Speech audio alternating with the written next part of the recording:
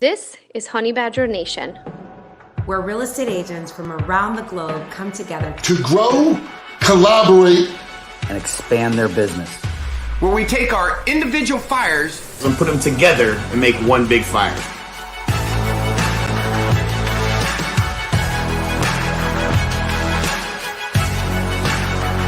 This is the Honey Badger Nation.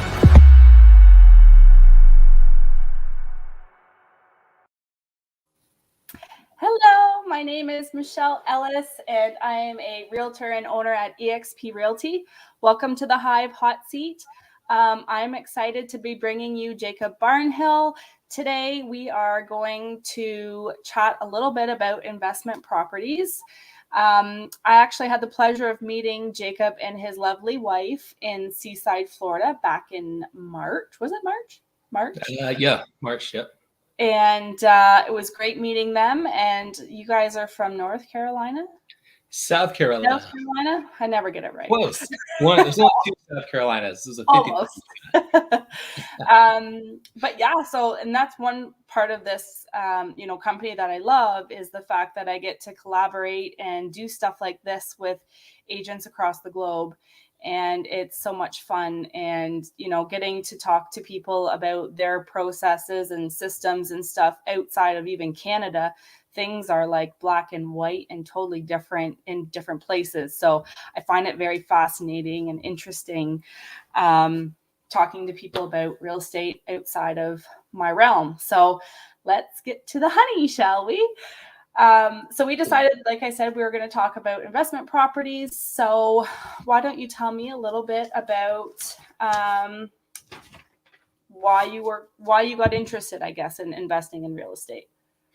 Yeah. So my name's Jacob Barnhill, everyone. Hello. Out of Columbia, South Carolina market. I've been in real estate a little over 6 years.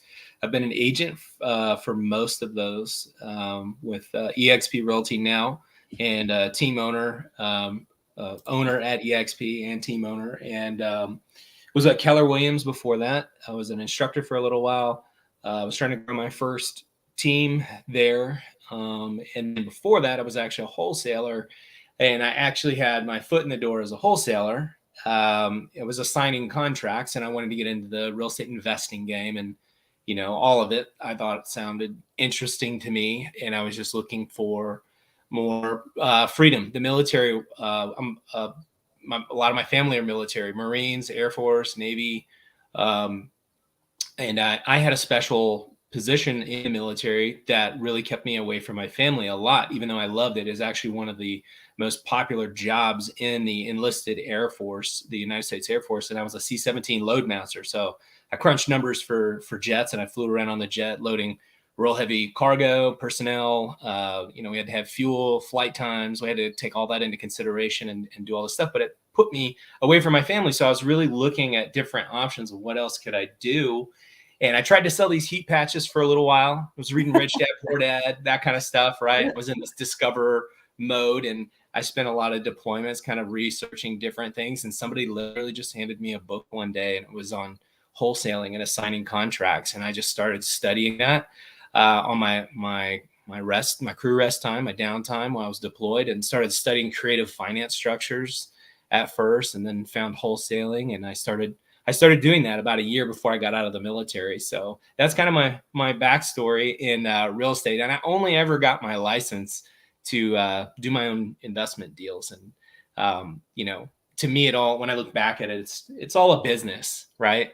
And it's all lead generation, marketing. It was in real estate. And I just thought that I'm broadening my horizons and capturing more opportunity having this license, and not just looking at my own deals, but maybe helping clients as well. So that's kind of my backstory. I've got a couple of clients that are in that same position where they're like, maybe we should get our real estate license, maybe not. And I'm like, you definitely should. Yeah. Definitely should. So I guess I'll be greedy in the sense of asking, so why did you leave Keller Williams and go to eXp first? Because I'm always interested in that question. Yeah, so I loved Keller Williams a lot. I interviewed 7 brokerages, and I knew Keller Williams, starting out, they say go get the education eventually, and then you can go to a different brokerage. That's what I hear a lot of people say. I think there's a lot more to it than that, but that's what I was running my filter through. And I had no idea about EXP at the time. And I was actually, I think, one of the rare ones where I wasn't recruited. I was actually in search of a coach, and I was in search of a better way. And I did not feel like, especially with what I was trying to do, I was a little bit creative, but I was also looking to really grow more. I wanted to grow an enterprise. I wanted to grow an organization, beyond the model that I saw for the team and inside the MREA. And that stuff is great stuff. There's not anything wrong with any of that stuff. I use a lot of that stuff, most of that stuff still today. And I speak about it a lot. The One Thing, the Millionaire Real Estate Agent, the Red Bible, I speak all that stuff and I use it. I just got to a point where I couldn't find what I wanted to build and really have something different, still using the models, but I couldn't find the way that I wanted to, using investments and how to combine these both. And I just couldn't find anybody that really did that well in my space. And I felt like there was a lot of good training around me, but the training was teaching me to be a really good real estate agent and be this team leader. And those are all really good things, but that was not where I wanted to be. I wanted to own multiple businesses and be more of an entrepreneur than only having my foot in real estate, if that makes sense. Right. Cool. So talk about your first investment property. So, I mean, personally, I'm not in that market yet. I'm not in a financial position to purchase investment properties yet, but I'm interested, and so hopefully I'll get some golden nuggets from you today. So when did you first purchase an investment property? Yeah, 2016. I bought a single family home in Parkland, Washington State, right outside of Joint Base Lewis McChord with my VA loan, 100% financing. I moved into it, had no idea I was going to get into real estate, but I ended up using a VA loan again, right down the street, and moved to a town called Puyallup. It's spelled very differently than it sounds. It's Puyallup. And we bought a duplex there with our VA loan. So I had 2 VA loans. A lot of people, I just heard my family talking about it. And there's a lot of myth understandings and myths around using the VA loan. So I bought my first 2, 100% financing, a duplex and a single family home. So maybe it's because I'm Canadian and I don't know what a VA loan is, or I'm just totally ignorant to what that is. So what is that? Yeah, it's a 100% financed loan. You don't have to have a down payment. Oh, okay. The Veterans Association will back the loan for you. There's a little bit more red tape. Like if I don't know what it is like in Canada, like FHA, if you guys have any kind of FHA, any more red tape, usually they're going to want the home a little bit more buttoned up for the veteran, and you're not supposed to use it for investment properties. But if there is a need, you get orders, right? Or God forbid you get a divorce, or we ended up getting the underwriter to bless it off because we wanted to be in better school districts for the kids. And both of these reasons were true. We just happened to be in real estate investing at the same time, which is why we bought the duplex. And we were looking for long-term investment properties as we were trying to get in the same, the school district that we wanted to. So a VA loan is a veteran of military, U.S. military personnel that can use these loans. Yep. Very cool. So you were able to do it, no money down. That's cool. Because there's so many people struggling, well, here specifically with the down payment, not being able to purchase a home because they have no money to put down on the home because rent is so crazy. So it's like this big ripple effect. How do you find managing your investment properties? Have you had like those nightmare stories? Or I think that you're always going to have stuff happen. It's hedging your risk against those things. I'm a big follower of a lot of stuff on Bigger Pockets, and they have a lot of good resources on there that I studied when I first got in. But here's the number one thing that I see people mess up with long-term rentals. I literally just had this conversation, so it's so fresh in my mind with my brother, because I'm sitting in the house right now, even though I do Columbia, South Carolina real estate. I'm in Abilene, Texas, actually visiting family. And we're literally talking about what does he do with this house? And what I do with a lot of clients is have this conversation, because most realtors, not that it's good or bad, are going to have the conversation, does it make sense to sell or not in this market? And that's Right. it. I have a little bit deeper conversation. Let's talk about the real estate portfolio, right? Let's talk about that long-term plan. And I just had this conversation with my brother, and the number one reason, or the number one wrong thing that I see people do with rental properties is they don't treat it like a business. Right. They would give their friend in here, they give them a deal, they don't put the the proper if, ands, and buts, and they just let them rent. Hey, just throw me $500. I'll give you a good deal, right? And they don't write anything down, and then stuff happens, and then it gets businessy real quick, and you wish you would have done something sooner rather than later. And it's also, you want to make money on an investment. It's like, loaning someone some money and not charging them interest, right? You want to get something out of the deal and not totally get drained on the deal. So cool.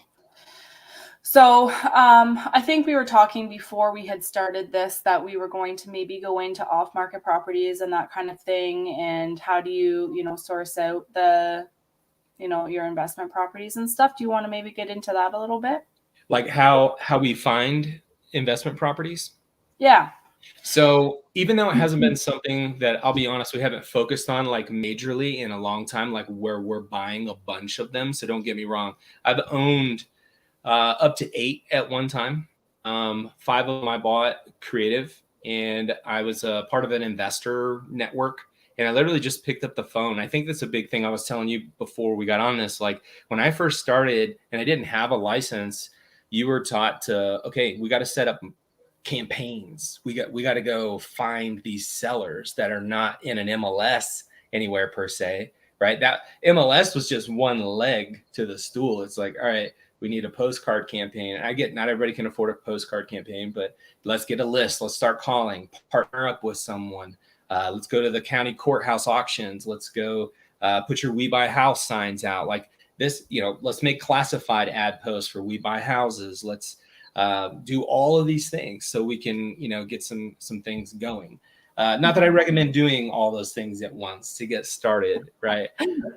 But these are the types of things, is my point. When I get started in this space, it's like, all right, we don't rely on the MLS. So one of the things that we've set up, I've afforded this kind of knowledge for my clients, and more we're moving to where we're advertising this, and we're making sure we're legal. A lot of it was they would find out once they got in the door with us, but now we're trying to really paste it out there on all the walls, and we're trying to advertise the 11 plus ways that we can help you find your home. We actually have 16 now. It started as a list of 11, but we have 16 ways that we can help people find homes.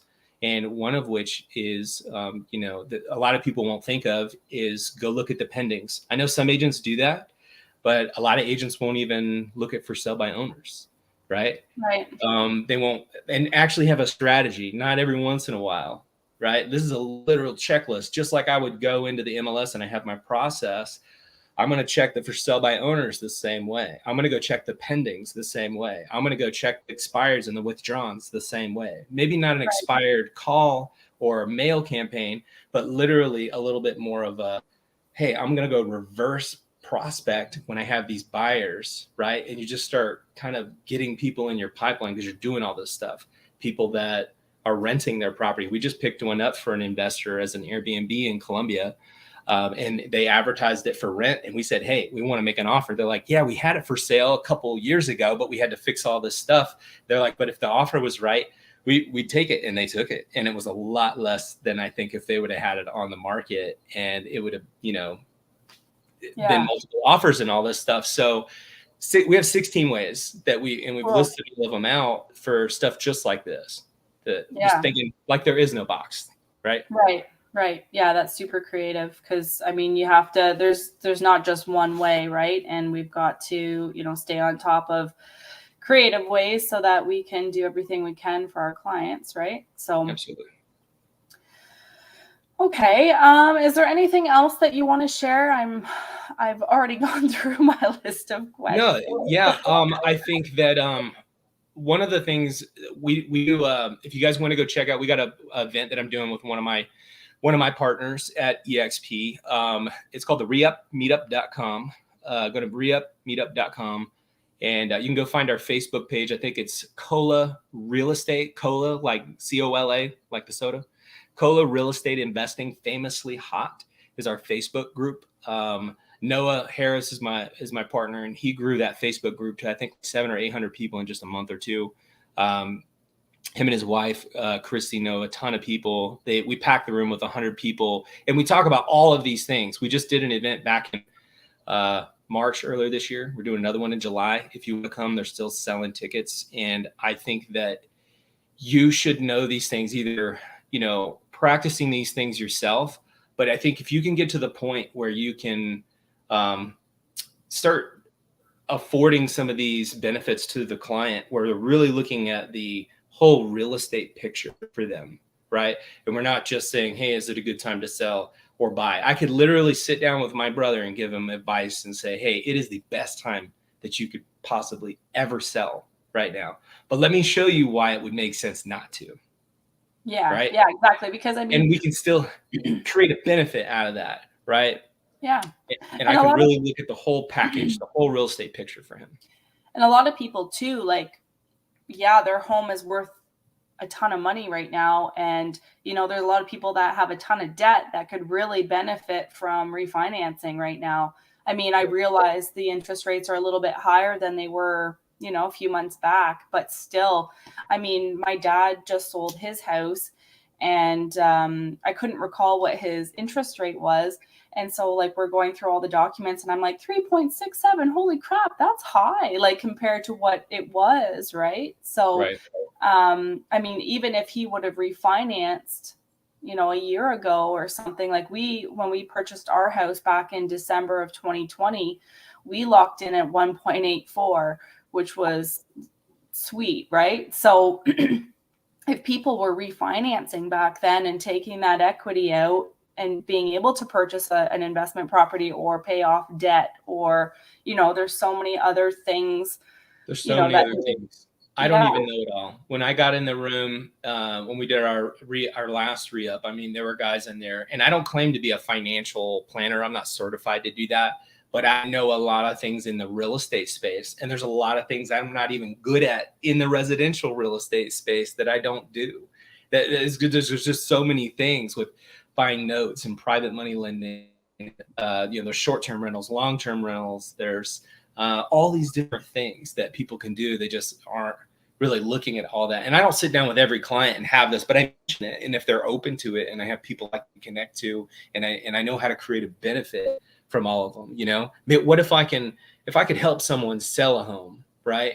Not that I'm just looking to make the most amount of money, but this is what's possible sometimes, is I can actually solve and really be the doctor here and sit down with someone and go, hey, let's actually look at this in a very holistic approach. And let me ask you where the pain is. What are you open to doing? And what do you really want life to look like financially, from a real estate perspective? Let's talk about that. Okay, I have some resources. Just recommend your attorney, right? I can recommend people that are good at private money lending, right? If they want to do that and hold on to a property, and I'm not out of a commission now, I could probably turn that buyer into a buyer that was just going to buy one and sell one, but now he wants to buy 5. Yeah, 10. Exactly. And it's, I believe it's gaining that trust in people where they know and confide in you as the professional, that they full well know that you've got their best interest at heart all the time. There's been so many times this year and last year where I've sat down with people, they're ready to sign the listing, they're ready to go. And, we discuss next steps, forward thinking at the kitchen table. And they're like, well, this is what we want. And it's like, okay, so you're going to sell for this and you're going to buy for this. This is going to be a lateral move for you. Like, do you really want to go through all this hassle and everything when really you're just moving money around? You might get an extra bedroom or whatever, but does it really make sense to do that right now? Yep. Right. So I do think that it's important that we're looked upon as that person that they can confide in, for sure. Yeah. partner with people too. I know some of the stuff may not be your specialty, and I know a lot of laws around the US and Canada and other places is you have to disclose, hey, I'm new, or I don't do commercial, everything's about disclosure. But partner up, get involved in these RIAs and the RIA meetup and things like that, and learn who is in the know and who you can partner with, and they can help you, right? Or you can refer business, and you could sit down and really do the absolute 100% best thing for these people. Oh yeah, right? For sure. And putting them in touch with the right people make you feel good, because we can't be professionals in all of the sectors of real estate. There's a lot of different, avenues in real estate. So I prefer, like, even when people ask me about banking and financials and stuff, I'm like, no, you need to talk to the professional at the bank or your broker or whatever. 100%. Still disclose if it's out your scope, right? I have to do that all the time, but I know enough to be dangerous where I can at least refer, but I know a guy, right? Yeah. Or I know who we need to put together, and I know how this should work, but let's get you to the professional that I am not, right? And we'll make something happen. For sure. Cool. Well, I don't know. Do you have any final thoughts? What would be something that you would say to somebody who's looking at, getting into the investment world? What is something that you can look back on and go, I wish I would have maybe done in your experiences? Don't force a deal. Don't force a deal. Make sure that the numbers work out. If you're going to buy something, or obviously if you're helping anybody else buy something, just because you're trying to get your first one under your belt, it always feels hard. A lot of times for most people. So don't force the deal. Make sure that you're reaching up to people that know what they're doing to look at it. And I would say, leverage your network. My partner Noah always talks about this, and a lot of our honey badger guys are always the same way. It's like, it's not what you don't know as much as it is who you need to know to solve your problems. Right. Noah specializes in teaching private money, and he always talks about finding money should never be the problem. It's who has the money. Right. If we can find deals, we can find the money. So, reach up to your network. Your network can solve the who's in your network can solve a lot of problems. And don't let your friends move into your investment properties. Just make sure you got it in writing. I'm not saying not to do it, but just, you tend to want to cut a deal for a friend, and I get it. I'm not saying I wouldn't do the same thing, but you just want to be careful and get everything in writing, like anything else in real estate, For sure. All right. Well, thanks, Jacob. I appreciate you coming on today and sharing your experiences, and hopefully we'll see you again soon. Cool. I appreciate it. Thanks, Michelle. Thank you. Bye.